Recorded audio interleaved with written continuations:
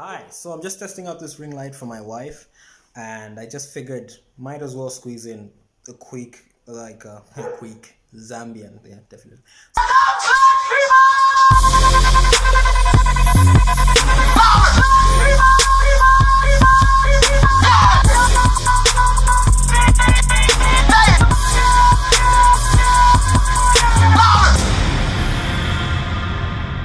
So I wanted to squeeze in a quick summary of just a few things that I've learned over the 5 years of graphic design work.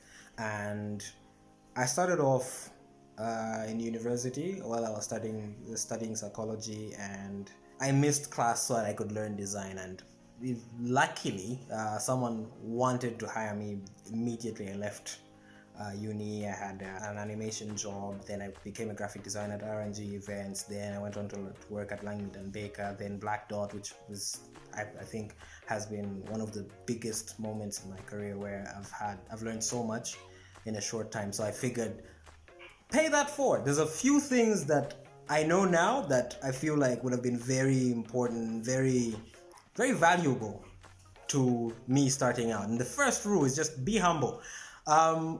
Going into my work at R&G, I went there feeling like I was the greatest designer in the world, and within 5 minutes of meeting the director there, Ronell, I was shown the error of my ways. He immediately just went on to show me how I was a mere worm in the vast expanse where the gods of design and campaigns and at that point I wasn't even thinking about strategy, which is something that I'll go into. So the first rule, be humble. You have a lot to learn. There's so many people out there that have vastly different skills that you can learn from. Even if it's in the same field, there's something that you can learn from everyone. Like in one of the more recent movies that I've watched, the Ballad of Buster Scruggs, there's always a faster gun. So be humble for that reason, and you'll be able to learn way more. The second thing that I think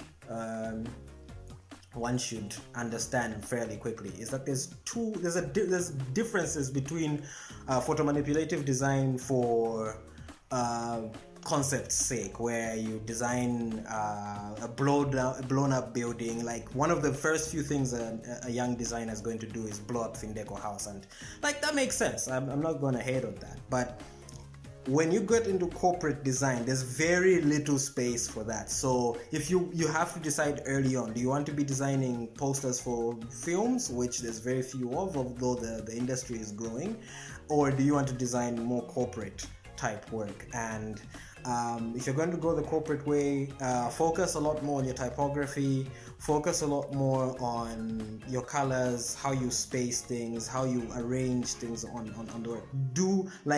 Go on YouTube and look up the principles of graphic design. Like, you probably didn't even know that there's principles of graphic design. I didn't until I looked them up and found that there's a bunch of them. So have a look at those, understand the principles so that you can have much cleaner, more appealing visual aesthetics, and something that you'll be able to explain, to say the reason that I did this is because of A, B, and C.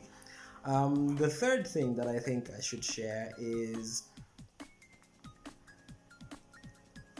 learn from as many people as possible. Don't stay stuck in any one place for too long, because you grow to a certain level where you're not really learning anything new from there. So I encourage for you to move around as much as possible, because you'll be able to learn. And if you find yourself in a situation where you really can't, then interact with as many other designers as possible.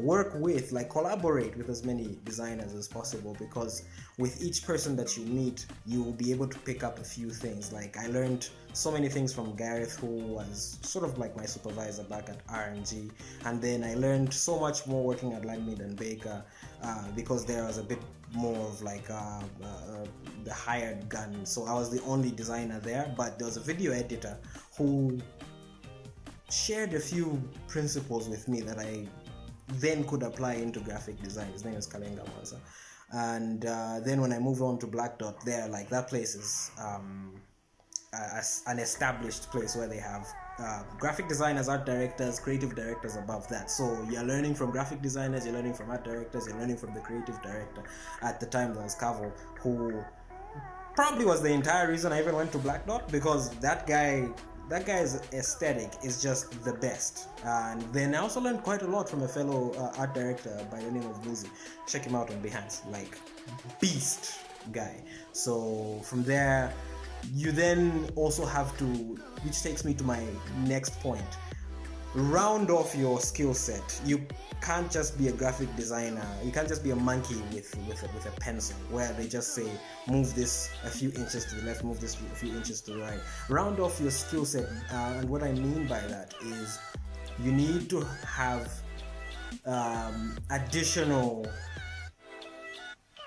skills on top of your visual communication skills, your visual design. You also need to have either a strategic mind or an understanding of the market, so that when a client comes to you, and that's if you ever want to go into freelance, or if you ever want to make an actual business out of it. If you want to go to an interview and they ask you how much you want to be paid, and you say 20,000 for instance, and they ask you why should we be paying you this, you can safely say that you're not just paying for my design, you're either paying for my additional web design skills or digital marketing experience. And having that ability to think laterally allows you to have so much more, it adds value to your work, because when a client comes to you to say we want a social media post, you're not just giving them a social media post, you're also giving them some thought process behind the social media post.